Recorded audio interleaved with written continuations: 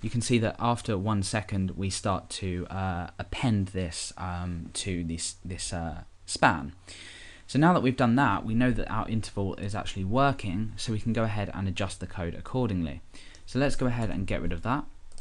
Let's also refresh our page so we don't have lots of A's across our page.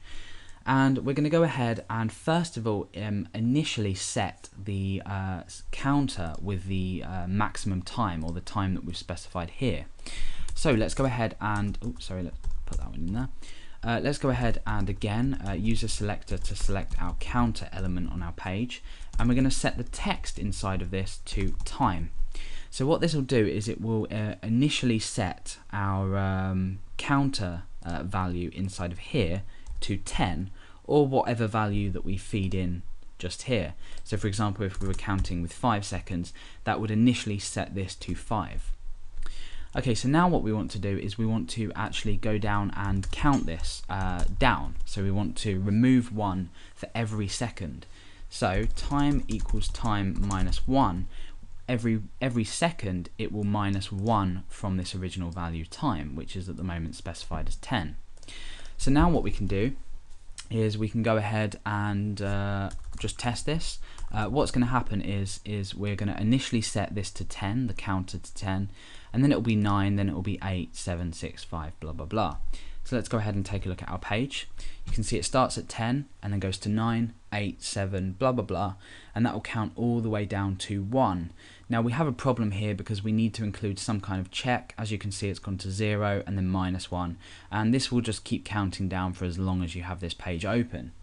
So what we want to do is we want to catch this countdown at the value 1, and when we have caught it at 1, we want to go ahead and clear the interval and then redirect the user to a particular page. And the reason we clear the interval is because if we don't, if the page load time is slightly longer than, you know, a couple of seconds or a second, the counter will automatically continue to count down until that particular page is loaded. So we can do a demonstration of this. If we were just to go ahead and set the window location equals URL, again we're picking up this variable from here and placing it here. So after 10 seconds we're redirecting to this URL here. So let's go ahead and check this out, and you'll see what I mean. Oh yeah, okay, so yeah. Okay, so the reason this hasn't worked is we need to include an if statement to actually check if the time is equal to 1. So if time is equal to 1, we want to redirect the user to the URL that's been specified or fed to this function. So when time is equal to 1, we redirect the user. Let's go back and check that. Okay, so we're starting at 10 again and we're counting down. Now watch very carefully and see when it gets to 1, you might see it flicker to 0. Oh no. Let's go ahead and do this at 5 so we can see what's happening a bit clearer. Go back there.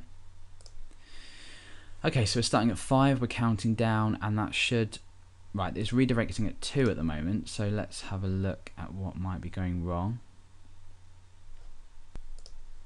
Oh, of course, yeah, so we want this at 0.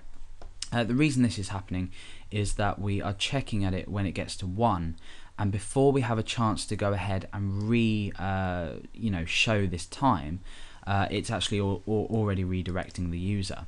So we have a couple of options. We can either set this to 0, or we can bring this up to the top and keep it at 1. So I'm just going to leave it here and say if time is equal to 0.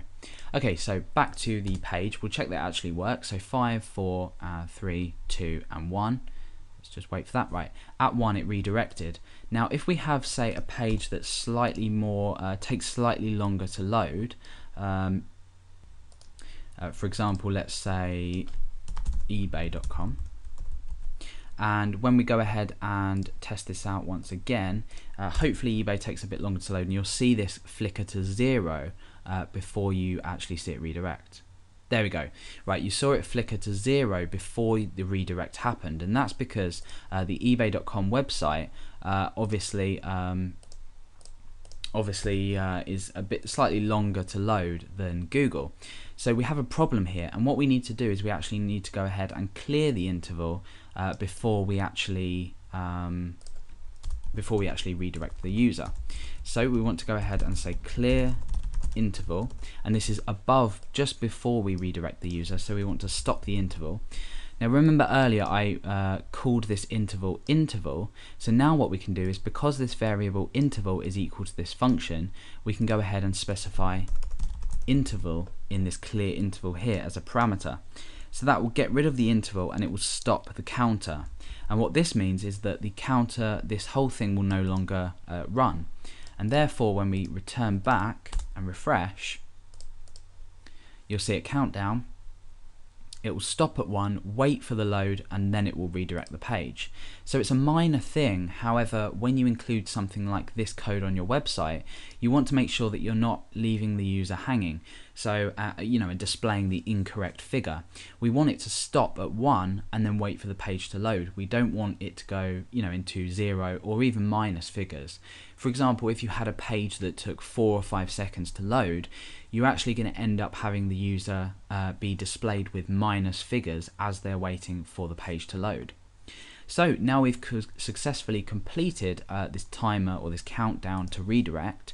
If you want to use this on any page, all you would have to do is include counter.js on a page that you want it to be used, and you'll go ahead and include an element with an ID of counter, or you can change this and specify which element you'd like to count down in. For example, we could count down inside of a paragraph, and we could call this count down, and then we could change this to count down, and it would work in exactly the same way. You see, we start counting down, but we've just done this inside of a paragraph. So as long as you've written it in this way, it's an extremely flexible way of simply including this, including something with the ID of countdown or whichever you choose, and you can use it across your website. So that is a countdown to redirect using JavaScript and jQuery.